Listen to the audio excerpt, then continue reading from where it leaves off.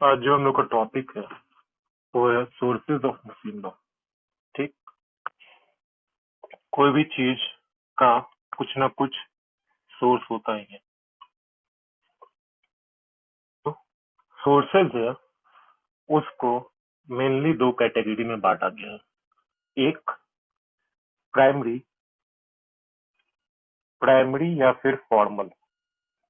ठीक, दूसरा जो सोर्स है उसको हम लोग सेकेंडरी बोल सकते हैं या फिर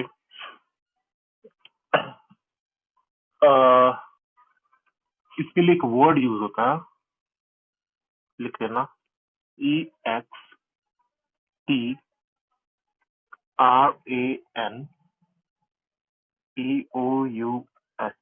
एक्सट्रेनियस। ठीक है, ये दूसरे टाइप के सोर्स होते हैं। प्राइमरी सोर्स का अगर हम लोग देखा जाए तो प्राइमरी सोर्स में चार पार्ट में बांट सकते हैं प्राइमरी सोर्स को। ठीक, पहला जो सोर्स है उसको हम लोग बोलते हैं कुरान। ठीक, दूसरा जो सोर्स है उसको हम लोग बोल सकते हैं सुन्ना। इसी को हदीस भी बोलते हैं।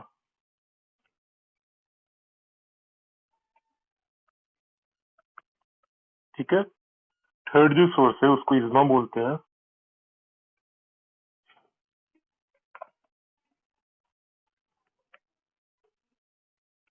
और लास्ट जो है उसको कयास बोलते हैं।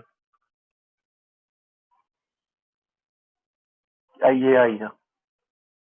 ठीक है, ये चार सोर्स है तुम्हारा। सेकेंडरी सोर्स में कुछ बुक में चार लिखा हुआ मिल जाएगा, कुछ में तीन लिखा हुआ मिल जाएगा, लेकिन बेटर है कि आप तीन ही लिखें क्योंकि मोस्ट ऑफ द अच्छे बुक में ये तीन ही लिखा गया है। पहला जो है वो कस्टम होता है।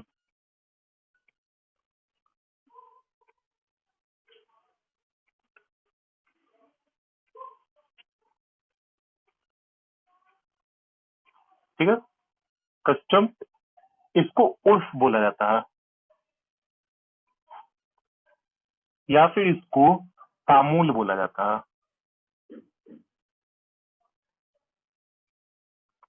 ठीक, तीन नाम से जाना जाता है कस्टम को, कस्टम, उर्फ, तामूल। ठीक है,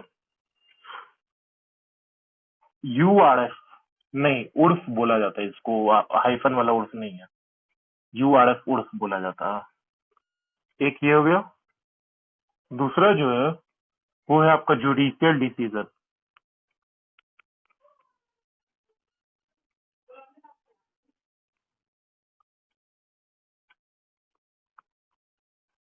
ठीक है, और लास्ट जो है आपका वो लेजिस्लेशन है।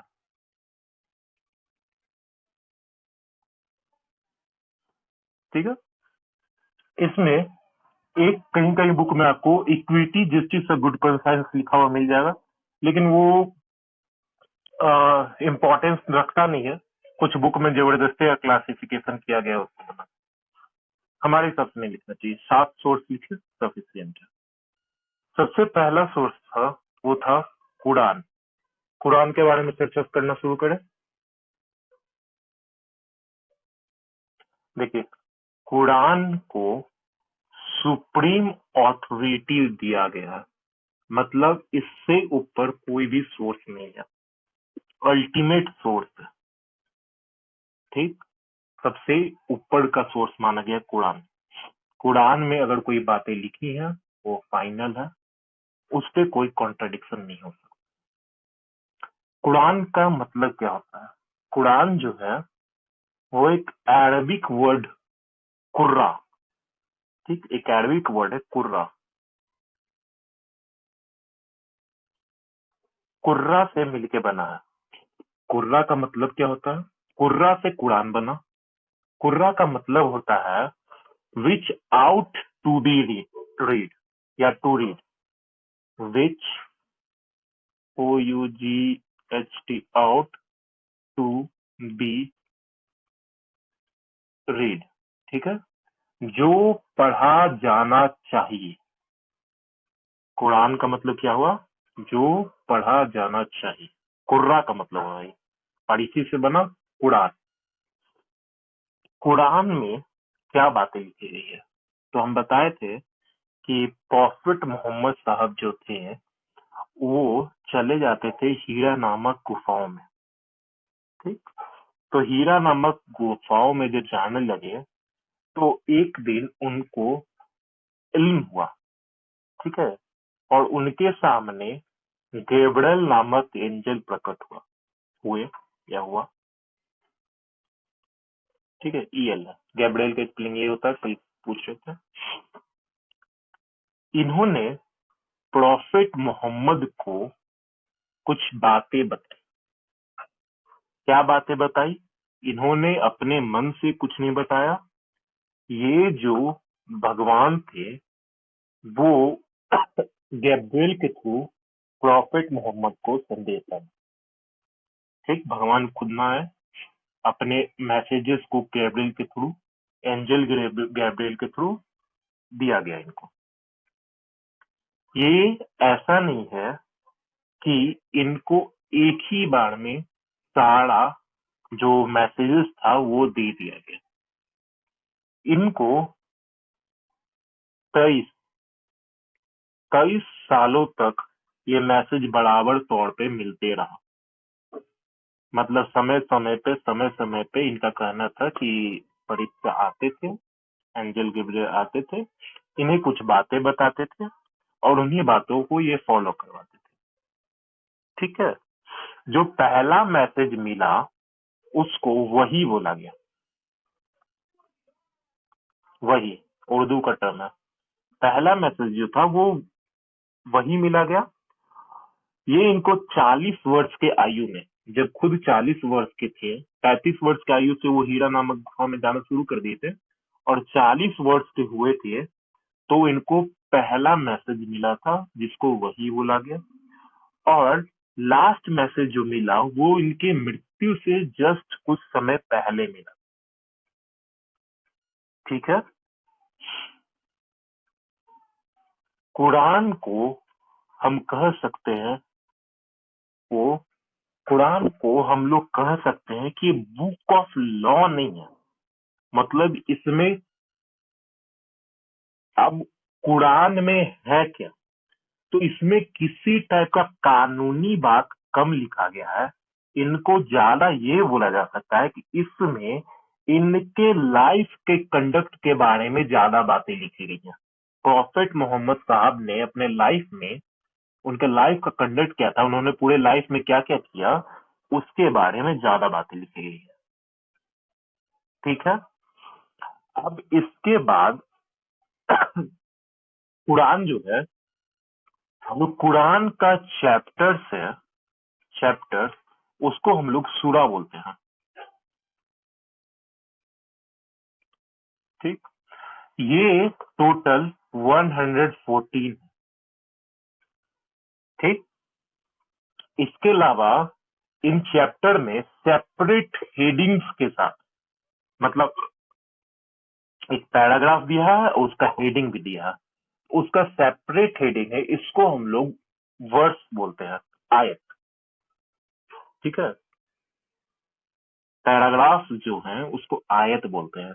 आयत के रिगार्डिंग में कुछ बुक में 6000 राउंडली लिख दिया है, कुछ में 6666 लिख दिया है, कुछ में 6237 लिखा है। जो ज्यादा अप्रोप्रिएट है वो 6237 आयत है टोटल, ये है। देखिए पारस दीवान में क्या लिखा है। इतने आयत में से 200 ऐसे आयत हैं जो लीगल प्रिंसिपल्स के बारे में बात करते हैं। For example, marriage, matrimonial remedies, maintenance, acknowledgement of paternity, transfer of property, gift, will, pre injunction, inheritance, ये सब टॉपिक के बारे में 200 आयत जो है वो बात करते हैं। ठीक है। उसमें से आप क्या 60, 80 जो है, 80 आयत जो है वो मैरिज और डाइवोर्स के बारे में बात करते हैं। इतना बात समझ में आ गया? पूरे आयत में से 200 आयत जो है वो कुछ सर्टेन टॉपिक्स के बारे में बात करते हैं जो कि हम लोग को पढ़ना है। तो मोटा मोटी हम लोग को 200 आयत में जो जो लिखा होता है वही पढ़ना रहता है। उसमें से ज्यादा इम्पोर्टेंट जो है वो 80 आयत जो है वो रहता है, क्योंकि उसमें ज्यादा मैरिज के बारे में, ठीक है, और डाइवोर्स से रिलेटेड बात है। और सबसे इम्पोर्टेंट टॉपिक मैरिज और डाइवोर्स ही है मुस्लिम लोगों का। इतना बात समझ में आ गया? कुरान में आखिर लिखा हुआ क्या? देखिए, कुरान में हम लोग देखें कि जो मुस्लिम लॉ था वो अरबिया साइड, सऊदी साइड कैसे डेवलप हुआ था। ठीक, वहाँ का जो कस्टम्स था उसमें बहुत सारा त्रुटियां था, बहुत सारा गड़बड़ चीज, ठीक है, इविल कर सकते हैं हम लोग, इविल चीज था। तो कुरान जो है वो सारे बातों को, जो जो कस्टम यूजेस वहां चला आ रहा था, उनमें से सारे बातों को नहीं रिमूव किया है। उनमें से कुछ कुछ टॉपिक्स था, उसको कहा ये चीज नहीं होना चाहिए, इसके जगह पे ये चीज होना चाहिए। फॉर एग्जाम्पल, वहां पर फीमेल इन्फेंटिसाइड, छोटी बच्ची की, जो बच्चे जन्म लेते हैं फीमेल, अगर लड़कियां जन्म ले लेती थी तो उनको रेत में ऐसे ही जिंदा दफना दिया जाता था। ठीक है, तो उसके बारे में बोला गया कुरान में कि ये बहुत गलत थी। ठीक है, और उसके बारे में बताया गया कि इसको नहीं करना चाहिए, क्यों नहीं करना चाहिए, उसका रीजन वजन दिया गया। उसके बाद गैमलिंग के बारे में, उसके बाद शुद्ध खोरी, पैसा जो शुद्ध पे देते हैं वो, और अल्टीमेट पॉलीगैमी, जो आपका मुस्लिम लोग थे, तो उनसे पहले जो थे, मुस्लिम आने से पहले, तो वो लोग जो थे अल्टीमेट पॉलीगैमी, कोई शादी पे रोक ही नहीं था, जितना मर्जी उतना शादी किया जा सकता। ठीक है, तो उस पे रोक लगाया गया। इतना सारा चीज के बारे में ये किया गया। और मेन जो था वो स्टेटस ऑफ विमेन, विमेन के स्टेटस को बहुत अच्छे से रिकॉग्नाइज किया गया। इसमें बहुत सारी बातें दी गई उनके बारे में। उसके अलावा उनका सक्सेशन कैसे होगा, इनहेरिटेंस कैसे होगा, और उनको राइट भी दिया गया कि वो कब प्रॉपर्टी होल्ड कर सकती है, और वो फुल ऑनर की तरह प्रॉपर्टी होल्ड कर सकती है। ट्रेडिशनल हिंदू लॉ में याद कीजिए, जब हम बता रहे थे तो उसमें बताए थे कि हिंदू फीमेल को लिमिटेड राइट था, फुल ऑनरशिप का राइट नहीं था, कोपाशनरी प्रॉपर्टी और इसे। ठीक है, यहाँ पर बहुत सारा राइट दिया हुआ था। तो इस मैटर में कह सकते हैं कुरान जो था वो लिखा किस पे गया है। ठीक है, हम लोग के पास जो रिकॉर्ड्स है, जो अवेलेबल सोर्सेज है, कहीं ना कुछ तो लिखा गया होगा। तो वही पुराना वाला सिस्टम, पत्तों पे लिखा गया, पाम लीफ पे, सॉरी, पाम लीफ, वहां खजूर का था ना, पाम को खजूर ही ना बोलते हैं, पाम लीफ पे या फिर स्किन पे, जानवरों की स्किन पे। ठीक, स्किन क्लियरिफाई नहीं है किस चीज का, लेकिन जनरली जानवरों की स्किन पे ही लिखा जाता था पुराने टाइम पे। तो इन दोनों चीज पे लिखा हुआ था। क्या बोले? प्रॉफिट मोहम्मद साहब जो थे, उनके जीवन काल में कुरान को लिखा नहीं गया। उनकी मृत्यु के पश्चात पहले खलीफा जो थे, अबू बर्क, ठीक है, नाम सुना हुआ है कल से, अबू बर्क ने, अबू बर्क जी ने ट्राई किया कि हम इसको कोडिफाई करना शुरू करें, एक कंपाइलेशन रिटन फॉर्म में करना शुरू करें। ठीक है, तो इन्होंने क्या किया कि लिखवाना शुरू किया, और ये जो थे वो लिखते गए रैंडम, मतलब कोई ओर छोड़ नहीं है, उनके जीवन का जो मेन मेन जैसे जैसे जैसे जैसे घटना घटा, ठीक है, उसके बारे में नहीं, जैसे इनको याद आते गया, ये चीज था, ये चीज था, ये चीज था, ये चीज था, तो वैसे वैसे हुआ हो इन्होंने लिखवाना शुरू किया। 2 ही साल ये पहले खलीफे बने रहे। 634 में इनको मर्डर कर दिया गया था, एसेसिनेशन कर दिया गया था। 2 साल तक खलीफा बने रहे थे। उसके बाद उस्मान आया था, बताया था ना कल, उस्मान, उस्मान साहब ने दूसरा बार ट्राई किया कि हम इसको लिखना शुरू करवाएं, और इनको 16 साल लग गया था लिखने में। इन्होंने एक वे में इसको अरेंज किया, ठीक है, एक सर्टेन वे में अरेंज करवाया इसको। और इनके द्वारा जो अबू बकर के द्वारा जो कुरान लिखवाया गया था, सबसे पहला कुरान, उसमें उसको डिस्ट्रॉय करवा दिया। जितने भी कॉपीज लिखवाए गए थे, जितने भी जो जो रिटन फॉर्म में लिखा गया था, सबको डिस्ट्रॉय करा दिया गया। और लास्टली अब जो हम लोग के पास रिकॉर्ड है वो उस्मान जी के द्वारा जो लिखवाया गया था या लिखा गया था, वही हम लोग के पास मिलता है, ठीक है। इसलिए जो वर्सेस है आयत में, उसमें कहीं कहीं डिफरेंसेस होता है। कोई कहता है कि 6666 है, कोई कहता है ये है, ठीक है। तो उस्मान में जो है वो अभी हम लोग के पास पड़ा हुआ है। वही अभी जो कुरान है, होली बुक कुरान, वो है। होली बुक कुरान जो है वो सबसे टॉप कैटेगरी का है, ठीक है। क्यों इसको टॉप कैटेगरी का माना जाता है? क्योंकि ये एक डिवाइन कैरेक्टर लगता है अपने आप में। इसमें लिखी हुई बातों को क्या था, ये प्रॉफिट साहब को जो जिब्रील बता रहे थे, एंजल जिब्रील बता रहे थे, वो किनके बातों को बता रहे थे? गॉड के बातों को बता रहे थे। और उसके बाद उन्होंने उसको जीवन में अपने पूरा अनुसरण किया, उसको पूरा अपने जीवन में फॉलो किया। अब वही सब चीज देख के इन्होंने बुक में लिखा, तो ये तो एकदम दैवीय चीज हो गया ना। तो कहता है कि कोई भी ह्यूमन एजेंसी, ह्यूमंस जो है, उसमें इंटरफेयर नहीं कर सकता है। जो लिखा हुआ है सो लिखा हुआ है, इसमें आप किसी तरह का छेड़छाड़ नहीं कर सकते हैं। Not even a single illustration, आप उसमें ना एक सिंगल इलस्ट्रेशन घुसा सकते हैं, ना उसका जो इलस्ट्रेशन दिया हुआ है वो निकाल सकते हैं। जो जैसे दिया गया है वैसे ही आपको पढ़ना है, समझना है, ठीक है। उसके बाद लास्ट जो बात है उसमें कहा जाता है कि सबसे ज्यादा कोई एक सिंगल बुक है जो सबसे ज्यादा डिफरेंट लैंग्वेज में ट्रांसलेट किया गया है, तो वो कुरान ही है। मतलब कुरान का ऑलमोस्ट ऑलमोस्ट वर्ल्ड में जितने लैंग्वेज बोले जाते हैं सारे में ट्रांसलेशन हो चुका है, ठीक।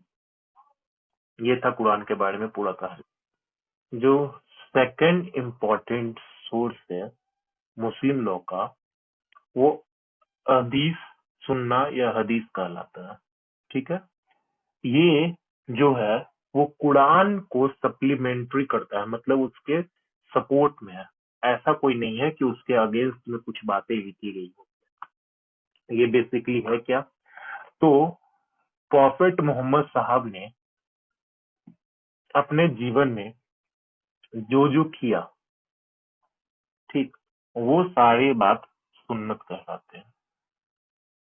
सुन्नत जो है वो बेसिकली, क्योंकि प्रॉफेट मोहम्मद साहब क्या कर रहे थे, जो उनको गॉड जो था वो बता रहे थे, गॉड जो थे बता रहे थे, वही वो पूरी जिंदगी अपने काम किए, उसी को फॉलो किए। इसको मेनली सुन्ना को 3 कैटेगरी में बांटा जाता है। कोई माइक ऑन कर दिया। सुन्नत जो वर्ड है, SUNNAT, सुन्नत, ठीक है। प्रॉफिट साहब ने जो भी ट्रेडिशन फॉलो किया अपने पूरे लाइफ, ठीक, उसको हम लोग सुन्नत बोलेंगे। कुछ ट्रेडिशन, ठीक है, जो पूरे लाइफ में वो उन्होंने ट्रेडिशन फॉलो किया। ट्रेडिशन क्यों फॉलो कर रहे थे वो? क्योंकि उनको एक वे बताया जा रहा था भगवान के द्वारा कि कैसे कैसे आपको अपना जिंदगी करना है, बिताना है, और कैसे कैसे आपको क्या क्या करना है, ठीक है। तो जो जो वो किए उसको सुन्नत कहलाया।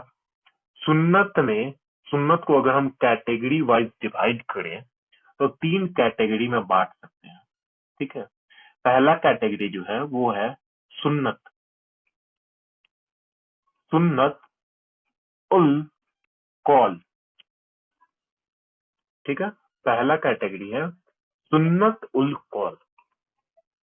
प्रॉफेट मोहम्मद साहब ने जो भी बातें कही वो सब कहलाता है सुन्नत ए उल कौल। अपने मुंह से जो जो बात कहे वो सब कहलाएगा सुन्नत अल कौल। दूसरा कैटेगरी जो होता है सुन्नत अल कौल, ठीक है।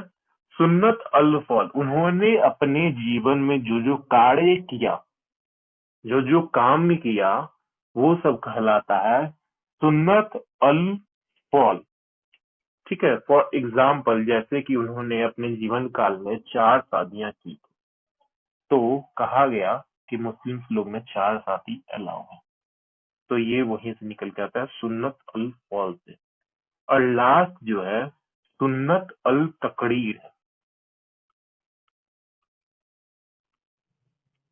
सुन्नत अल तकरीर, ठीक है। प्रॉफिट साहब जो थे, वो बहुत सारे मैटर में शांत रहे। ठीक, उनसे कुछ कहा गया तो वो शांत रहकर, चुप रहकर उसको मौन स्वीकृति, ठीक है, एक्सेप्टेंस बाय साइलेंस जो होता है कॉन्ट्रैक्ट में, उसी टाइप से उन्होंने दिया। इनसे कुछ बातें, कुछ मैटर्स पे ट्रायल विचार लिया गया तो उस पर शांत रहे और उसके बाद उसको मौन स्वीकृति दे दिया। ठीक है। तो उस टाइप की चीजों को हम लोग बोलते हैं सुन्नत उल तकरीर। एक स्कॉलर है आपके अब्दुल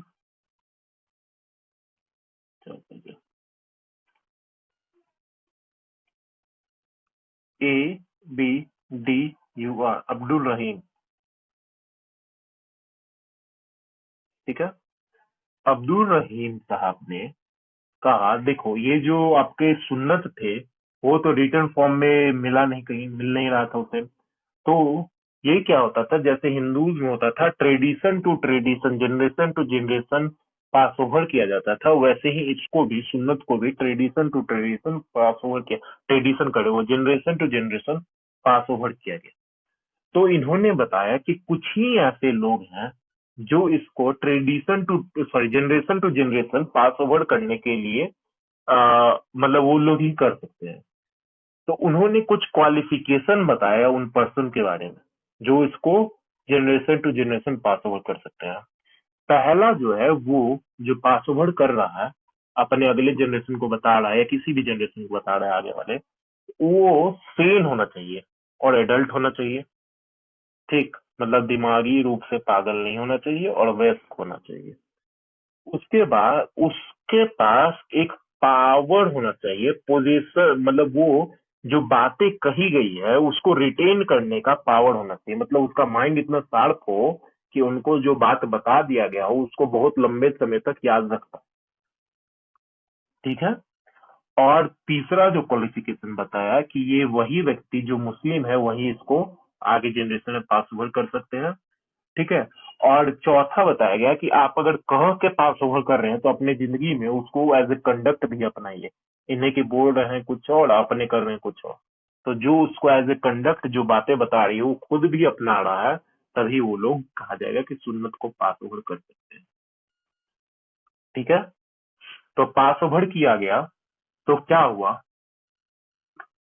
वो क्वालिफिकेशन जो था वो अब्दुल रहीम के द्वारा बताया गया कि वही लोग नैरेट कर सकते थे सुन्नत को। कौन लोग नैरेट कर सकते थे? पहला क्वालिफिकेशन बताया कि वो सेन और एडल्ट होने चाहिए। पहला क्वालिफिकेशन सेन एंड एडल्ट। दूसरा क्वालिफिकेशन पावर ऑफ रिटेंशन, उसको याद रखने का क्षमता होना चाहिए। तीसरा क्वालिफिकेशन वो मुस्लिम होना चाहिए।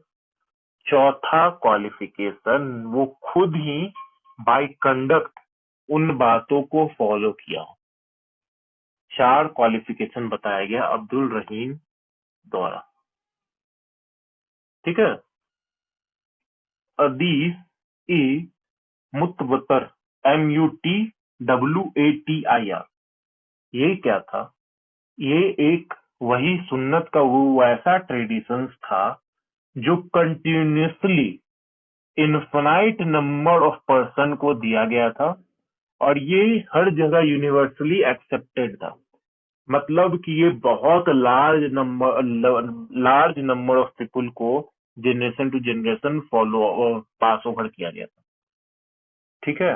तो उसको भी बताइए, हदीस ए मुतवतर। ठीक है। हदीस ए मशहूर जो था, वो ट्रेडिशन, वैसे ट्रेडिशन थे जो कुछ ही कंपेनियन, प्रॉफिट मोहम्मद साहब के कुछ कंपेनियन ही द्वारा फैलाया गया था। ठीक है। लेकिन इसको बहुत मेजोरिटी ऑफ पीपल मानते थे, लेकिन हर कोई नहीं मानता था। देखो, पहला जो था हदीस ए मुत्तवर, उसको हर कोई मानता था, यूनिनोमसली मानता था, जो भी मुस्लिम थे वो उसको मानते ही थे। दूसरा जो है हदीस ए मशहूर, वो काफी मशहूर था, वो सब कोई मानते थे, लेकिन हर कोई मानते थे ऐसा नहीं है। मैक्सिमम नंबर ऑफ पीपल उस चीज को मानते थे, लेकिन हर कोई नहीं मानते थे, इसको हर कोई मानते। ठीक है। और लास्ट है तुम्हारा हदीस ए अजद। वो हदीस ए अजद था। ठीक है। इसमें ये जो था वो बहुत कम लोग ही, मुस्लिम लोग जो थे उसको फॉलो करते थे। ठीक है। तीन तरह का हम बताएं हदीस। एक था मुतवर, जिसको हर कोई मानता था, यूनिनॉमसली मानता था, हर के हर कोई मानना ही है, जितने मुस्लिम है सब कोई मानता था। हदीस मशहूर था, उसको large number of Muslim people मानते थे, लेकिन हर कोई नहीं मानता था, यूनिनॉमसली नहीं मानता था। हदीस अज़द जो था वो बहुत आइसोलेटेड मुस्लिम जो थे, कुछ ही लोग मुस्लिम थे वो मानते थे। ये तीन तरह के आपके सुन्नत थे। कितना बात समझ? उमैयाद डायनेस्टी जो था, इनके टाइम पे जो सुन्नत था, आपका सुन्ना जिसको बोलते हैं, वो अपने पीक पे पहुंचा हुआ था, टॉप पे। ठीक है। इसको एकदम हर कोई फॉलो करवाया जा रहा था, हर एक मुस्लिम से फॉलो कराया जा रहा था इस डायनेस्टी में। ठीक। इस डायनेस्टी के जो रूलर्स थे इसको काफी कट्टर दौर पे मानते थे। ठीक है। इन्होंने दो बातें बोला, किसी भी चीज को फॉलो करवाने के लिए क्या चाहिए। एक, कि वो कहीं भी रिटन हो, जैसे आईपीसी में कुछ लिखा हुआ है तो एक रिटन फॉर्म हो गया। और दूसरा, इस पे ऑथोरिटेटिव पावर किस पे है, किसका है, मतलब कोई एक ऐसा आदमी होना चाहिए जो उसको फॉलो करा। ठीक है। इन्होंने बोला कि जो सुन्नत है वो एक तरह का ऑथोरिटेटिव है, और कुरान जो है वो उसको फोर्स प्रोवाइड कर रहा है। ठीक। इसलिए इसको पूरे जोरों शोर से उमैयाद डायनेस्टी में फॉलो करवाएंगे। किसी भी चीज को फॉलो करवाने के लिए जो रिक्वायरमेंट्स था, वो उन्होंने कहा कि सुन्नत से हम लोग को ऑथोरिटेटिव वैल्यू है। कहा कि ऐसा करने का आपको आजादी कहाँ से मिलता है, तो कहा सुन्नत में ये चीज किया हुआ है, इसलिए हमको ऐसा करने का आजादी मिलता है। ठीक है। और कहा सुन्नत में किया हुआ है, वो बात कहाँ से सही है, तो कहता है कि कुरान उसको फोर्स प्रोवाइड कर रहा है, तो जो हम करवा रहे हैं वो सही है। और उमैयाद डायनेस्टी में इसको सबसे ज्यादा टॉप पिक पे फॉलो करवाया गया। ठीक है। कुरान में आयत में लिखा हुआ है कि प्रॉफिट मोहम्मद साहब जो दिए, एक्सेप्ट किए या फॉरबिड किए, ठीक है, वो सब के सब सुन्नत है। तो कुरान में लिखा हुआ मिल गया। अब जब कुरान में लिखा हुआ मिल गया तो उनका जो था सुन्नत, उनको फॉलो करवाने का मिल गया। अच्छा, देखिए हुआ क्या कि रिटन डाउन नहीं था, लिखा हुआ था नहीं, तो एक डर सताया जा रहा था कि इसका, अगर मान लो कोई टॉप पॉलिटिकल लीडर वैसा बन गया जो अपने हिसाब से इसको मैनिपुलेट करना चाहे, तो वो तो कर देगा, क्योंकि लिखा हुआ तो है नहीं। और ये जो चाहे अपने हिसाब से इसको मैनिपुलेट कर देगा। और जब टॉप पे पहुंच गया है वो, तो उसका बात तो कोई टालेगा नहीं। कल 2-3 जनरेशन बाद उसका जो बात रहेगा वही सुन्नत बन जाएगा। ये ना होगा। अगर कोई टॉप में, टॉप लीडर पे जो है, टॉप बोर्ड पे सबसे ऊपर जो हायरार्की में बैठा हुआ है, वो कहना शुरू करे कि यही सुन्नत है और ये कुछ गलत बात है, लेकिन इसका बात को तो इस जनरेशन में तो कोई काट नहीं सकता, क्योंकि सजा मिल जाएगा इसको। इसके बाद 2-3 जनरेशन ऐसा ऐसा फॉलो हुआ, उस लोग समझने लगा कि यही सुन्नत है। इस ये गलत ना हो, इस बात का डर सताने शुरू हो गया। तो उसके लिए उपाय निकाला गया। सबसे पहले जो ट्राई किए वो तुम्हारा उमर और अबू जो थे, अबू बकर और उमर, इन्होंने ट्राई किया कि हम लोग इसको कोडिफाई किया जाए, लिखा जाए कहीं। तो इन्होंने सुब्बेजुरी, SHUHAB, सुब अज जूरी, ठीक है। ये एक बुक ट्राई किया इन्होंने कि हम इसको कंपाइलेशन कर दें। ये फर्स्ट कंपाइलेशन का रिकॉर्ड मिलता है रिटेन फॉर्म में, ठीक है, ठीक है।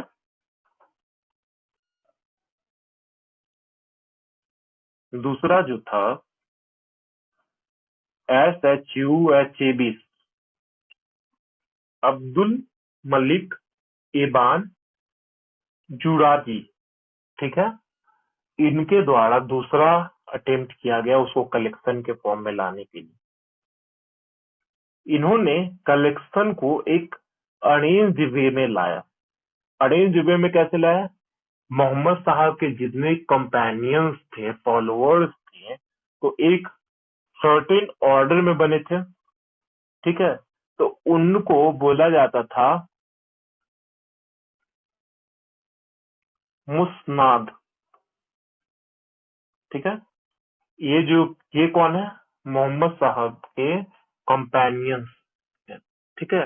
तो इनको उन्होंने एक सर्टेन ऑर्डर में जैसे जैसे बने थे, उन्होंने जो जो बातें बताई सुन्नत में, उसी ऑर्डर में सजा के एक बुक लिख दिया, ठीक है। और उस बुक का नाम था the first great corpus of Mohammedan law, ठीक। बुक का नाम था द फर्स्ट ग्रेट, उसका जो वो अरबिक वर्जन होगा, उसका जो अरबिक नाम होगा वो अलग होगा, इंग्लिश में इसलिए इसको ये बोला गया, अरबिक हमको नहीं मिला। एक सेकंड। अब्दुल मलिक इवान जुराजी नाम है, ठीक है। हाँ, इन्होंने दूसरा अटेम्प्ट किया। इनका वे क्या था कि जितने उनके कंपेनियन है, कंपेनियन को मुस्नद बोला जाता था, ठीक है। तो मुस्नद जो है कंपेनियन जैसे जैसे बने, तो जैसे जैसे जिस ऑर्डर में बने वैसे ही वैसे ऑर्डर में उनका सुन्नत जो था वो अरेंज करवा दिया, ठीक है। और उस बुक को नाम दे दिया the first great corpus of Mohammedan law. Third source जो है वो इज्मा, ठीक है। इज्मा क्या है? ये कुछ नहीं है, ओपिनियन है। ओपिनियन किसका है? ओपिनियन जो है वो जो कंपेनियंस थे प्रॉफिट मोहम्मद साहब के, उनका, प्लस जो हाईली स्कॉलर्स लोग थे, हाईली क्वालिफाइड लीगल स्कॉलर्स जो थे, उनका जो ओपिनियन था, दो लोगों को हम लोग कंसीडर कर रहे हैं इजमा में। एक जो खुद कंपेनियन रहे थे, जो मोहम्मद साहब के कंपेनियंस रहे थे, डिसाइपल्स जो रहे थे वो लोग, ठीक है। दूसरे जो थे वो लीगल स्कॉलर्स जो कि हाईली क्वालिफाइड थे, वो लोग थे। इन लोगों का जो भी ओपिनियन था उसको इज्मा बोला गया। लीगल स्कॉलर्स के लिए एक टर्म आता है मुजादिस, MUJAHIDS,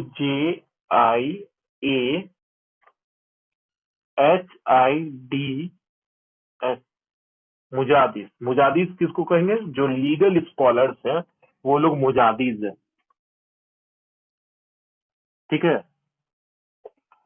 इज्मा अपने आप में एक इम्पोर्टेंट सोर्स माना जाता था। क्या हुआ कि सोसाइटीज जो था वो समय समय पर बदलते रहता है, तो बदलते हुए टाइम के अनुसार कुछ बातें ऐसी आई जिसके बारे में ना कुरान में कुछ चर्चा था, ना इसमें कोई चर्चा था। सुन्ना, जो सेकंड वाला बताया था, सुन्ना में कोई चर्चा था। तो अब डिफिकल्टी आ गया कि उस पर्टिकुलर टॉपिक के बारे में अब हम लोग क्या करें। तो वही निकाला गया कि जो कंपेनियंस हैं मोहम्मद साहब के, या फिर जो हाईली क्वालिफाइड लीगल स्कॉलर है, उनसे ओपिनियन मांग लिया जाए, और उनका जो ओपिनियन है उसको इज्मा कह दिया गया। ठीक है, इसमें से जो कंपेनियंस के ओपिनियन थे उसका ज्यादा वैल्यू था जो हाईली क्वालिफाइड लीगल स्कॉलर थे उनसे। क्यों? क्योंकि वो कंपेनियन न मोहम्मद साहब के, तो उनका बात को ज्यादा इंपॉर्टेंस दे दिया गया इसमें। और खासकर उन कंपेनियंस का जो पहले 4 खलीफा से रिलेटेड थे, उन लोगों का बात का ज्यादा वैल्यू है। ठीक है, इसमें कुछ खामियां थी इस वे में। इसमें ये नहीं बताया गया कि कितने मिनिमम नंबर या मैक्सिमम नंबर ऑफ कंपेनियन या जूरिस्ट जो है वो अपना ओपिनियन देंगे। मतलब कोई एक पर्टिकुलर टॉपिक पे, जैसे होता है ना कॉन्स्टिट्यूशनल बेंच बैठे हैं तो 5 जज बैठेंगे, तो वैसे उसमें कुछ नंबर नहीं बताया गया कि कितने लोग कम से कम बैठेंगे या ज्यादा से ज्यादा बैठेंगे। ये एक इसका खामी था इज्मा का। दूसरा खामी ये था कि जो डिसीजन लिया जाएगा वो कैसे लिया जाएगा उसके बारे में कोई चर्चा नहीं था। एक अनोनमसली होता है, मतलब सर्वसहमति से सारे लोग एक पॉइंट पे मान गए तब, या फिर मेजोरिटी से, जिसका मेजोरिटी ज्यादा है, तो कैसे डिसीजन लिया जाए इसके बारे में कोई चर्चा ही नहीं। ये 2 खामी इज्मा के बारे में था। ठीक है,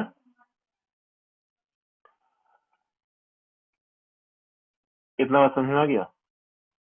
तो जहां जहां कुरान और हदीस शांत था, वहां वहां इज्मा का सहारा लिया गया।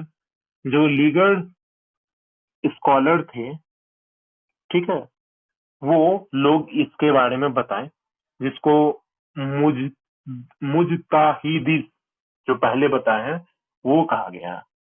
ठीक है, और इनका ओपिनियन जो देते थे उस ओपिनियन को बोला जाता था, ये सब वर्ड याद रखना पड़ेगा। ठीक है, इत्तिहद जो अपना राय विचार दिए हैं, तो हम लोग कहते हैं ना कि अपना विचार बताएं, तो वो लोग कहते थे इत्तिहद बताया। ठीक है, इतना बात समझ में आया। इज्मा बेसिकली 3 प्रकार के होते थे। ठीक है, पहला प्रकार था इज्मा ऑफ कंपेनियन।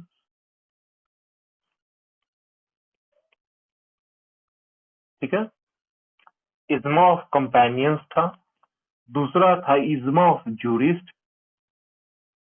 तीसरा था इज्मा ऑफ पीपल्स। ठीक है, इसको बोला जाता था मखदूल।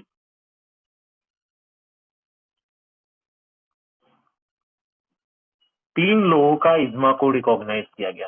पहला, जो कंपेनियंस थे मोहम्मद साहब के, उनका इज्मा, इसको मोस्ट रिलायबल माना गया, सबसे बढ़िया माना गया। दूसरा था इज्मा ऑफ जूरिस्ट। अगर कोई डिसीजन पे अनोनोमस डिसीजन नहीं बनता था, कोई बात पे अनोनोमस सर्वसहमति से फैसला नहीं बनता था, तो उस टाइम पे जूरिस्ट लोग का हेल्प लिया जाता था, और उनका उनका बात जो था वो मान लिया जाता था। और लास्ट में जो था वो इज्मा ऑफ पीपल, इज्मा ऑफ मखदूद था। ये कोई राय विचार नहीं देते थे, जो ऊपर वाले दोनों जो वे राय विचार दे दिए उसको इनका काम रहता था कि लोग फॉलो करवाए, आम जनता। ठीक है, 3 पार्ट में बटाया।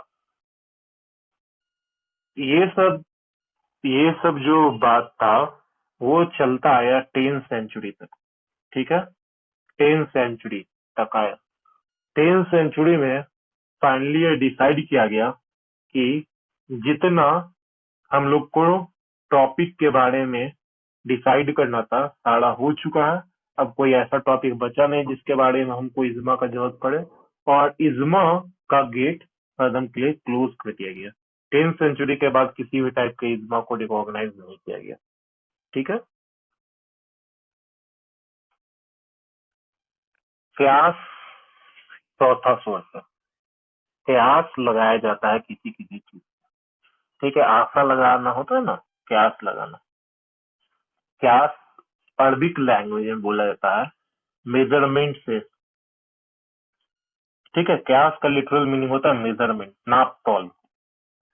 ठीक है, तो इसमें जो सोर्स में जो बातें थी उसको काफी नाप तौल के एकदम मेजरमेंट करके कहा जाता था। हम लोग जो है अगर कोई बात है जो ऊपर के तीनों के सोर्स में नहीं मिला, ना कुरान में मिला, ना इज्मा में मिला, ना कयास उसमें मिला, ना सुन्ना में मिला, ना कुरान में मिला, ना इज्मा में मिला,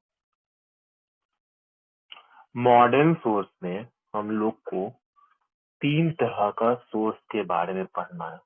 ठीक, पहला सोर्स जो है वो लेजिस्लेशन है, लॉ इनेक्ट किया गया उनके बारे में पढ़ना है। दूसरा जुडिशियल डिसीजन है, और तीसरा कस्टम है। कस्टम को हम लोग उर्दू में उर्फ या तामुल भी बोलते हैं। ठीक, एक एक करके बताते हैं। एंशियंट वाला कल खत्म कर दिए थे, आज मॉडर्न वाला काम कर रहे हैं। इंडिया में पहले समझो। हाँ बोलिए। हमारा जो कॉन्स्टिट्यूशन है वो बेसिकली हमारे जितने ऑर्गन्स है गवर्नमेंट के उसको तीन पार्ट में बांटा जा सकता है। उसमें से लेजिस्लेशन का ये वर्क होता है कि लॉ को बनाया जाए। ठीक, हमारे लोकसभा, राज्यसभा और प्रेसिडेंट है वो लॉज बनाते हैं। ब्रिटिशर्स टाइम में जब ब्रिटिशर्स लोग इंडिया में आए तो वो लोग एक चीज समझ गए कि इंडियंस जो थे वो रिलीजन को लेके कुछ ज्यादा सेंसिटिव थे। अगर हम इनके रिलीजन से छेड़छाड़ करेंगे तो फिर हमारा यहाँ जो राज्य करने का सपना है, ठीक है, या फिर जो भी है हम लोग जो कब्जा करना चाह रहे हैं, राज्य करना चाह रहे हैं, वो नहीं हो पाएगा। तो वारेन हेस्टिंग साहब जो थे, वारेन हेस्टिंग कौन थे? गवर्नर जनरल थे बिहार करे बंगाल के 1772 में।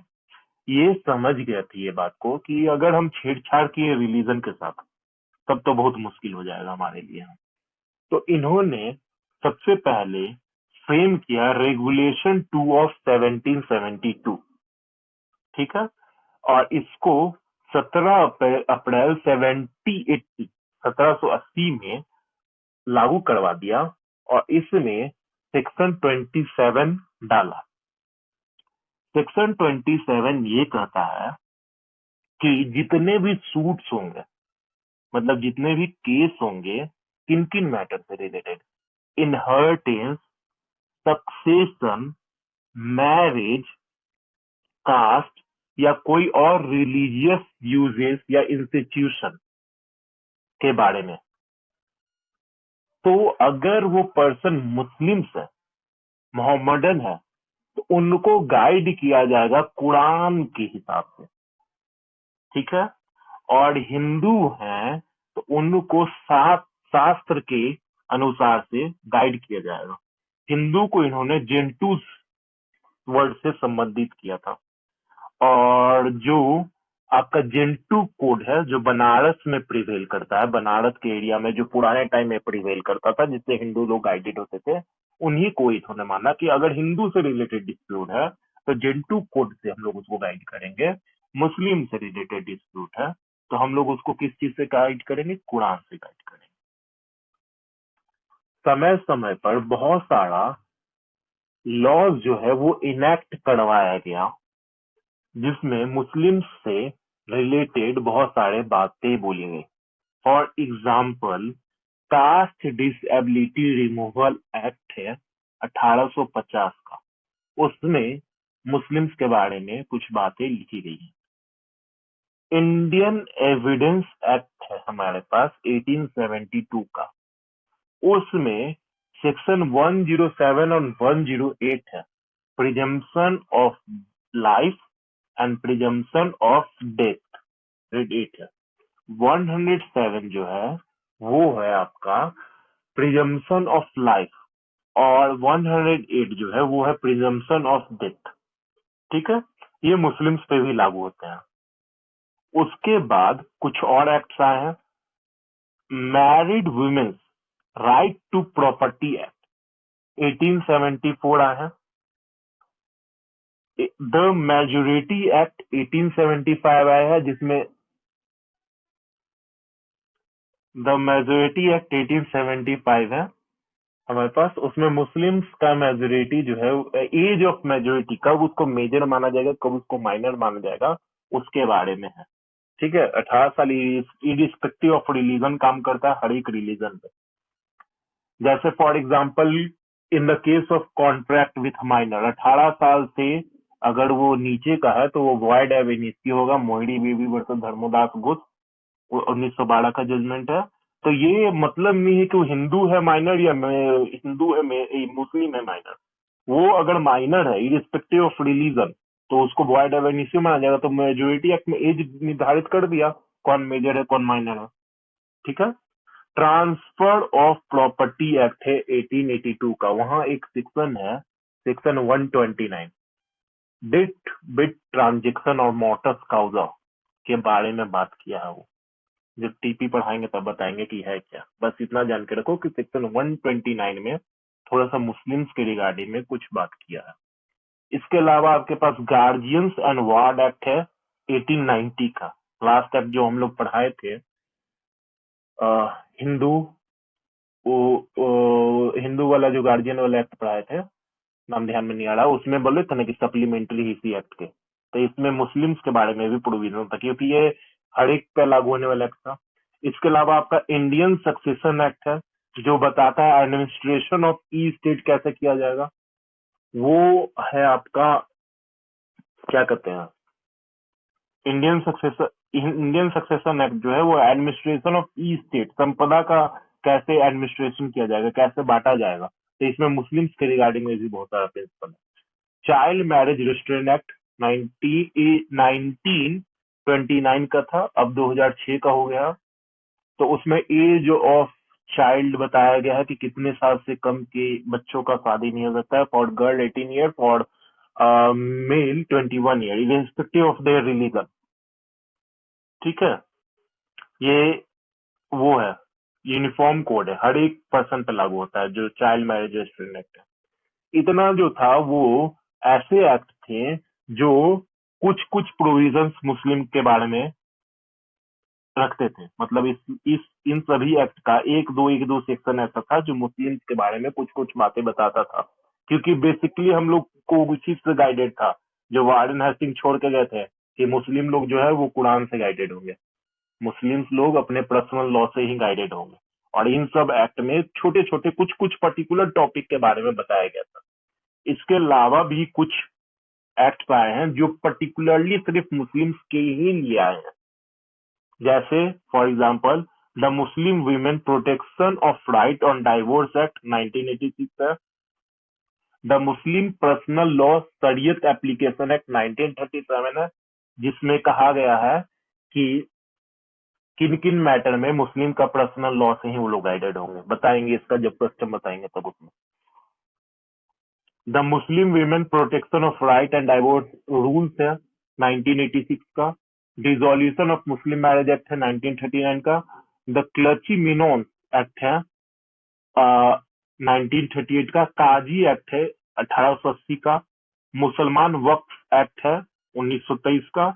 मुस्लिम वक्फ वैलिडेटिंग एक्ट है 1913 का। मुसलमान वक्फ वैलिडेटिंग एक्ट है 1930 का। इतना सारा एक्ट आया हुआ है मुस्लिम के रिगार्डिंग में। समय समय पे लेजिस्लेशन जो है, लॉज इनेक्टेड किए हैं। ठीक है, तो हम कह सकते हैं कि इतने सारे एक्ट आने के बाद लेजिस्लेशन भी जो है एक सोर्स है मुस्लिम लॉ का। ठीक, तो जुडिशियल डिसीजन क्या होते हैं? हमारे पास कॉन्स्टिट्यूशन में एक आर्टिकल है, आर्टिकल 141। ठीक है, 141 ये आर्टिकल डिक्लेयर करता है कि सुप्रीम कोर्ट के द्वारा अगर कोई भी डिसीजन दिया जाता है तो डिसीजन जो रहता है, जजमेंट जो रहता है, वो उसके सारे लोअर कोर्ट्स पे बाइंडिंग होता है और सेम बेंच तक बाइंडिंग होता है। मतलब जितने बेंच का जजमेंट दिया गया है वो उतने बेंच पे, उस बेंच पे और उसके नीचे वाले कोर्ट्स पे बाइंडिंग होता है। मान लो दो जज ने अगर किसी टाइप का डिसीजन दिया डिवीजन बेंच सुप्रीम कोर्ट का, तो सिंगल जज है तो उस पर बाइंडिंग हो जाएगा वो। ठीक, समझ में आई चीज? तो आर्टिकल 14, एक जज अगर कोई मैटर को सुनता है तो उसको बेंच बोलते हैं, सिंगल बेंच बोलते हैं। दो जज जो सुनता है उसको डिवीजन बोलते हैं। ठीक है, ठीक है। हम बताएं कि एक आर्टिकल है हमारे पास, आर्टिकल 141। इससे पहले हम बता रहे थे कि बेंचेस कैसे होते हैं। सिंगल बेंच होते हैं एक जज का, डिवीजन बेंच होते हैं दो या दो से जितने ज्यादा जजेस रहेंगे उन सबको डिवीजन बेंच बोला जाएगा। और अगर 5 जजेस के बेंच बैठे गए हैं तो उसको हम लोग कॉन्स्टिट्यूशनल बेंच बोलते हैं। ठीक है, और 5 से अगर ज्यादा बैठ रहे हैं, 7, और किसी केस में 14 भी बैठे हैं, 15 जजेस बैठे हैं, for example Kesavananda Bharati case, और एक में और बैठने हैं लेकिन आज तक 15 जज एक साथ बैठ नहीं पाए हैं। तो ये सब जो है 5 या 5 से ऊपर जज जितने बैठेंगे उसको कॉन्स्टिट्यूशनल बेंच कहेंगे। तो जितने ज्यादा जज रहेंगे उसका कम जजेस वाले पे बाइंडिंग हो जाए। जैसे अगर 5 जजेस का बेंच कोई डिसीजन सुना देता है तो 2 जजेस के बेंच पे और सिंगल जजेस के बेंच पे बाइंडिंग हो जाता है।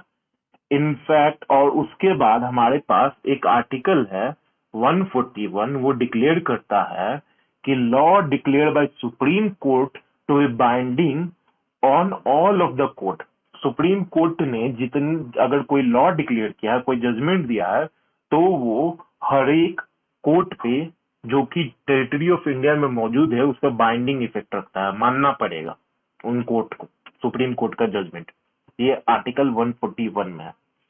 ठीक है, तो कॉन्स्टिट्यूशन आने के बाद आर्टिकल 141 और कॉन्स्टिट्यूशन आने के पहले प्रीवी काउंसिल का डिसीजन जो था वो बाइंडिंग इफेक्ट रखता था। ठीक है, इतना बात समझ में आया? तो समय समय पे सुप्रीम कोर्ट ने बहुत सारा जुडिशियल डिसीजन दे रखा है। उन जुडिशियल डिसीजन जो है वो बाइंडिंग इफेक्ट रखते हैं। कुछ उसमें जुडिशियल डिसीजन जो है उसको हम रफली डील कर रहे हैं आज। इसको हम पूरा डिटेल में डील नहीं करेंगे अभी। इसको डिटेल में कब डील करेंगे? जब इस केस को पर्टिकुलरली उठा के हम बात करेंगे, लेकिन अभी हम रफली बता देते हैं मोटा मोटी बात। एक केस था आपका, शुरुआती केस है ये, मोहम्मद अमजद खान वर्सेस शाहबानो बेगम। मोहम्मद अमजद खां और शाहबानो बेगम का शादी हुआ था। मोहम्मद अमजद खां खुद लॉयर थे, उन्होंने डाइवोर्स दे दिया बाय वे ऑफ ट्रिपल तलाक शाहबानो बेगम को। यहाँ वर्ड्स लिखा है ORS अदर्स, और यहाँ एक जगह अनदर्स लिखा हुआ ANOTHERS। अनदर्स और अदर्स कहाँ लिखाता है पता है ना? दो लोग अगर सेम पार्टी में हैं जैसे, तो उसमें साहबानो और एक ठो और कोई रहा होगा तो उसमें अनदर लिखा जाता है, और अगर दो से ज्यादा है तो अदर्स लिखा जाता है। अगर दो लोग एक साइड है, या तो प्लेंटिफ साइड या डिफेंडेंट साइड, वहां अदर्स लिखा जाता है, और दो से ज्यादा है तो अदर्स लिखा जाता है, OTHER। दो से ज्यादा में OTHR और दो में अनदर ANOTHER। चलो इतना हो गया ये। हाँ बोलिए। ये शाहबानो बेगम जो थी वो चली गई CRPC सेक्शन 125 में मेंटेनेंस मांगने। ठीक है, सुप्रीम कोर्ट का ये व्यू रहा कि जो सेक्शन 125 है वो दे देना चाहिए उसको मेंटेनेंस, और सेक्शन 125 है वो इरिस्पेक्टिव ऑफ रिलीजन, किसी भी रिलीजन के हैं उस पे लागू कर देना चाहिए।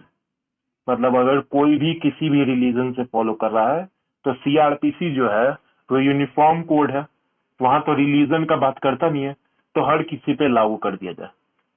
जब ऐसा डिसीजन आया सुप्रीम कोर्ट का, ठीक है, और पर्सनल लॉ मुस्लिम्स का क्या था? मुस्लिम के पर्सनल लॉ के हिसाब से क्या है कि ड्यूरिंग द पीरियड ऑफ इद्दत, और मेहर उनको दिया जाएगा, उसके अलावा हस्बैंड के द्वारा कुछ नहीं दिया जाएगा डाइवोर्स के बाद।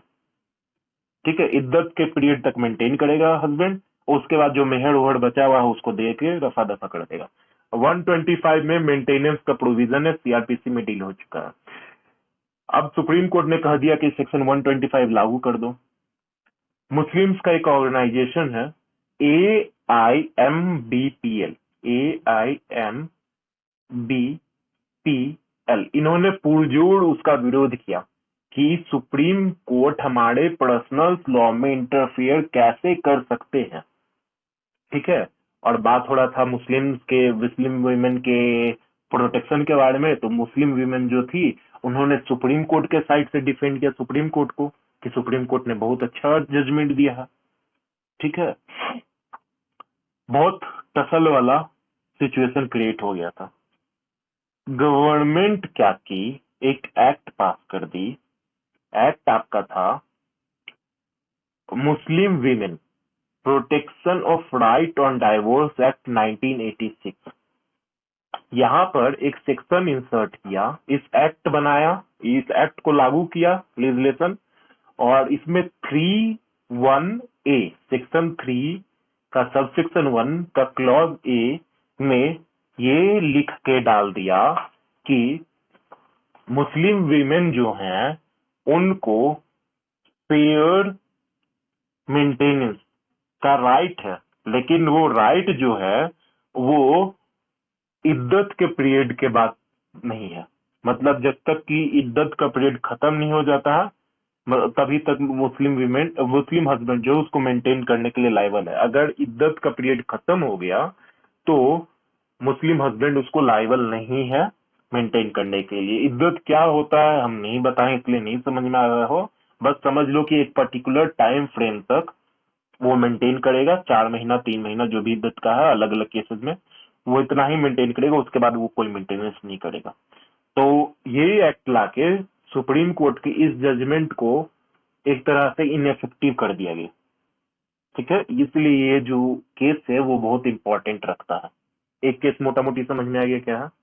ये Ahmedabad women action group AWAG versus Union of India AIR 1977 में एक PIL फाइल किया गया।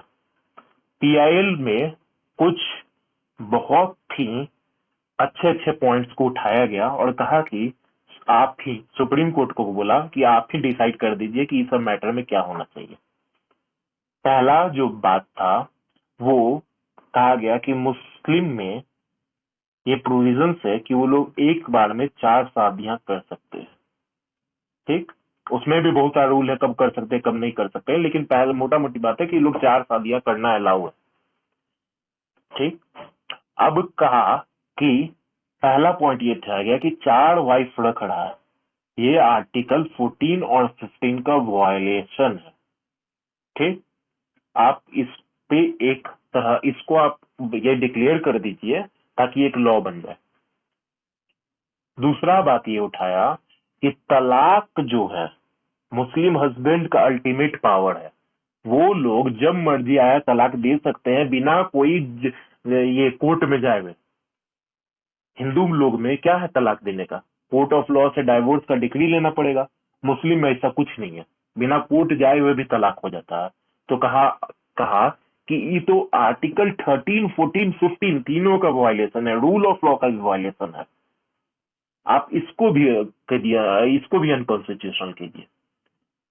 तीसरा आपका ये एक एक्ट था Muslim women protection on right on divorce act 1986 का।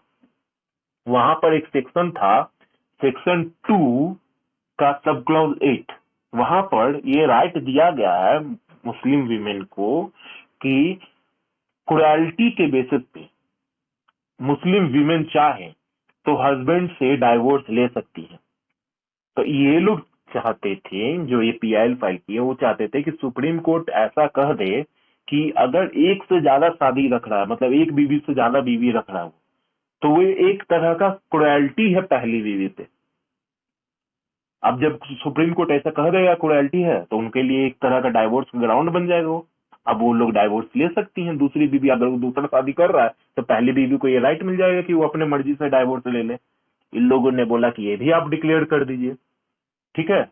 उसके बाद इन्होंने अगला पॉइंट ये उठाया कि शिया और सुन्नी जो सेक्ट बटा हुआ है, उसमें इनहेरिटेंस को लेके बहुत तरह का डिस्क्रिमिनेशन है, आप उसको भी लॉ सेटल डाउन कर दीजिए कि क्या होना चाहिए क्या नहीं होना चाहिए। सुप्रीम कोर्ट ने ये डिसाइड किया कि ये सब मुस्लिम्स का पर्सनल लॉ का मैटर है, सुप्रीम कोर्ट इसमें इंटरफेरेंस नहीं कर सकती है। किसी के पर्सनल लॉ में सुप्रीम कोर्ट किसी टाइप का इंटरफेरेंस नहीं किया जा सकता सुप्रीम कोर्ट के द्वारा। ये सुप्रीम कोर्ट के जुरिस्डिक्शन से बाहर का चीज है, मतलब जुरिस्डिक्शन से बाहर का चीज है, मतलब स्कोप के बाहर का चीज है। सुप्रीम कोर्ट इस मामले में नहीं पढ़ना चाहता है और उन्होंने इस पीआईएल को डिसमिस कर दिया। Daniel Latifi and another versus Union of India, ये अनदर से, ठीक है, 2001 का केस है। इसमें क्या हुआ कि जो यहाँ ये जो आया था आपका मोहम्मद अमजद खां के बाद जो Muslim women protection of right on divorce act 1986 आया था, इसमें 3(1)(a) लाए थे गवर्नमेंट, उसका कॉन्स्टिट्यूशनैलिटी को चैलेंज किया गया, ठीक है। इस केस में कहा कि ये अनकॉन्स्टिट्यूशनल है, ये आर्टिकल 14 और 15 का वायलेशन में है, ठीक है। सुप्रीम कोर्ट ने ये डिसाइड किया कि देखिए, हम रोक नहीं रहे हैं कि मुस्लिम विमेन जो है वो सेक्शन 125 में आए मेंटेनेंस मांगने या फिर 3(1)(a) में आए। ये मुस्लिम विमेन का अपना चॉइस है कि या तो वो सेक्शन 125 सीआरपीसी में आए कोर्ट से मेंटेनेंस मांगने, या फिर सेक्शन 3(1)(a) जो ऊपर वाला एक्ट नाम बताया उसमें आए। दोनों एक्ट में से किसी में भी आ सकती है, उसका अपना मर्जी है। लेकिन जहां तक बात है इस एक्ट का जो लेजिस्लेशन ने बात किया था, तो ये अनकॉन्स्टिट्यूशनल नहीं है। क्यों नहीं है? क्योंकि आर्टिकल 15 में गवर्नमेंट को ये पावर दिया गया है कि वो विमेन से रिलेटेड एक स्पेशल टाइप का प्रोविजंस का इनेक्टमेंट कर सकती है। जो लेजिस्लेशन है उसी पावर को यूज किया और विमेन के लिए एक स्पेशल टाइप का लॉ पास कर दिया।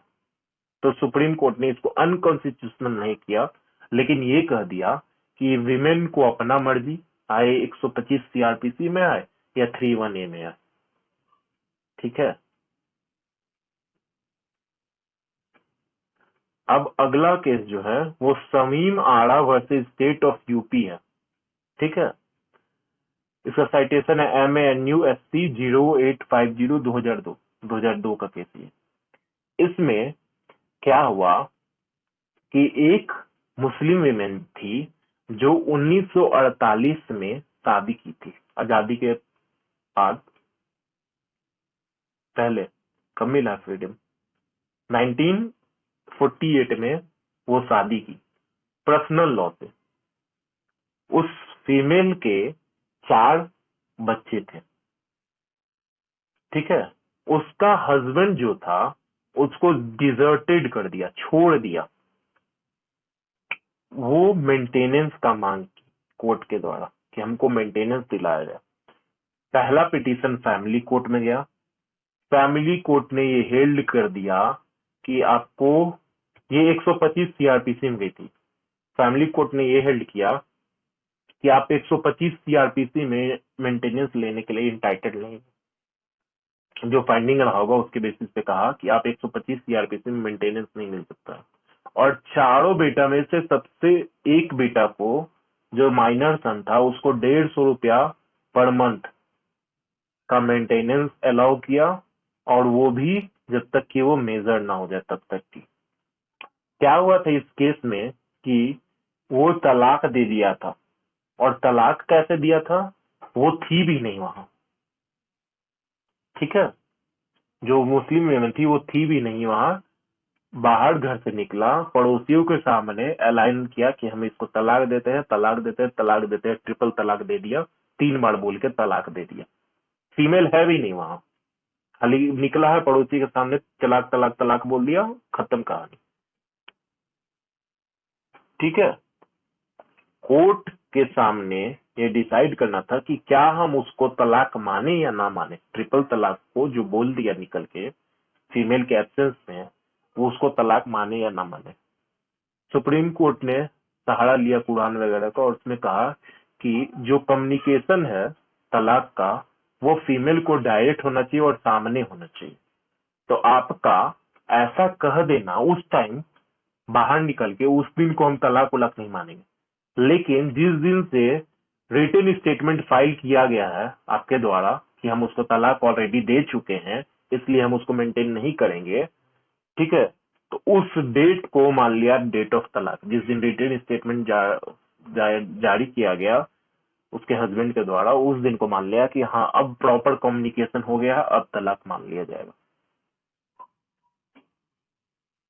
लास्ट जो आपका है इंपॉर्टेंट केस वो है Saira Bano versus Union of India, 2018 का केस है। इस केस में ट्रिपल तलाक का कॉन्स्टिट्यूशनलिटी को चैलेंज किया गया, क्या ट्रिपल तलाक इंडिया में होना चाहिए या नहीं होना चाहिए। और ट्रिपल तलाक में भी खास एक तरह का तलाक था, तलाक के विद्युत या तलाक के बाइन, ठीक है, उस पे चैलेंज किया गया। 5 जजेस का कॉन्स्टिट्यूशनल बेंच बैठा। जजेस का नाम पूछ सकता है इसलिए याद रखो, जस्टिस जे एस खेर और neighbour mister justice J S Kher, ये सिख रिलीजन के थे। करीम जोसफ क्रिश्चियन थे। आर एफ नरीमन पारसी थे। यू ललित जो थे हिंदू थे। ये 49 सीजीआई भी बने, इस केस के बाद बने थे सीजीआई, जब ये डिसीजन दे रहे थे तो सीजीआई नहीं थे। और एस अब्दुल नजीर जो थे वो मुस्लिम थे। 5 जजेस का बेंच बैठा गया, सब हैं। इसमें से डिसेंटिंग जज तो रहे जो थे, जो कि अपोजिट में फैसला दिए थे कि ये कॉन्स्टिट्यूशनल है, वो जस्टिस के जे एस खेर थे और एस अब्दुल नजीर थे, ये डिसेंटिंग जज थे। और मेजोरिटी जज ये तीनों थे। इन तीनों के जजमेंट मेजोरिटी से डिसीजन होता है, और इस जजमेंट के बाद जो आपका ट्रिपल तलाक है उसको अनकॉन्स्टिट्यूशनल मान लिया गया। ठीक है, ये आपका जजमेंट जो आया था 30 जुलाई 2019 को आया था, इसमें अनकॉन्स्टिट्यूशनल मान लिया गया था। और बाद में चल के 1 अगस्त 2019 से ट्रिपल तलाक को पनिशेबल भी बना दिया गया। उस पर्टिकुलर फॉर्म से अगर कोई हस्बैंड तलाक देता है तो वो एक तरह का पनिशेबल भी है। ये था आपका judicial decision as a source of Muslim law. 5 case बताए हैं। कस्टम और यूजेज जो है आपका, वो सोर्स ऑफ लॉ हर एक रिलीजन में माना जाता है, मुस्लिम में भी माना जाएगा। हम बताएं कि जब पैगंबर मोहम्मद साहब आए थे तो उन्होंने अरब में चलने वाले हर एक कस्टम यूजेस को चेंज नहीं किया था। उन्होंने सिर्फ वैसे कस्टम एंड यूजेस को चेंज करने का कोशिश किया या चेंज किया जो उनको गलत लगा। ठीक है, बाकी जो चला आ रहा था वही चला आ रहा था, उसमें कोई चेंजेस नहीं लाए गए। तो कुरान और हदीस जो थे, हदीस जिसको बोलते हैं फर्स्ट टू सोर्स, कुरान था और हदीस था ना। इसमें ये चीज दिया गया है, जिस टॉपिक पे बात नहीं हुआ है कुरान और हदीस में, उसमें कस्टम ही प्रिवेल कर रहा था। जो कस्टम चला आ रहा था उसको छेड़छाड़ नहीं किया गया, जैसे जो चला आ रहा था वैसे चलने दो। ठीक, ये रहा आपका पुराना बात। 1937 तक का बात करिए। भारत में 1937 का बात है। 1937 इंडिया में मुस्लिम पॉपुलेशन जो था वो ठीक ठाक हो चुका था, अच्छे अमाउंट में हो चुके थे। और ये मुस्लिम्स कौन थे? मेजरली वो मुस्लिम थे जिनको पुराने टाइम से जो आपके आक्रमणकारी मुस्लिम आक्रमणकारी जो थे वो लोग आए इंडिया में और इनको कन्वर्ट करवाए मुस्लिम में। तो ये मैक्सिमम वही मुस्लिम थे। इनके साथ प्रॉब्लम ये था कि ये अपने आप को कहते तो मुस्लिम थे, ठीक है, लेकिन जहां बात आता था मैरिज का, सक्सेशन का, इस सब मामलों में हिंदू लोग में जो लॉ चलता था उसी को ये लोग मानते थे तो हिंदू ही ना, बाद में कन्वर्ट किया गया, लेकिन लॉ तो ये लोग अपना रिटेन किए रहे। तो मैरिज में जैसे हिंदू लोग का था वो लोग भी मानते थे, सक्सेशन का बात आता था तो हिंदू लोग में जैसे था वैसे मानते थे, ठीक है। कुछ मुस्लिम्स वैसे थे जो मैट्रियार्कल मातृसत्ता सिस्टम को मानते थे। बहुत ज्यादा हौच-पौच था कि मुस्लिम आखिर करे तो करे क्या। कुछ मुस्लिम्स ऐसे थे जो ज्वाइंट हिंदू फैमिली के प्रिंसिपल को मानते थे, कोपासनरी का जैसे प्रॉपर्टी का डिवीजन होता था वैसे मानते थे। तो बहुत हौच-पौच हो रखा था कि कौन मुस्लिम पे क्या हम अप्लाई कर दें, कुछ क्लियर नहीं था 1937 तक था। जो ब्रिटिशर्स थे उन्होंने इस प्रॉब्लम को सॉल्व करने का कोशिश किया और एक एक्ट लाया, ये लिखे हुए हैं, मुस्लिम पर्सनल लॉ शरीयत एप्लीकेशन एक्ट 1937।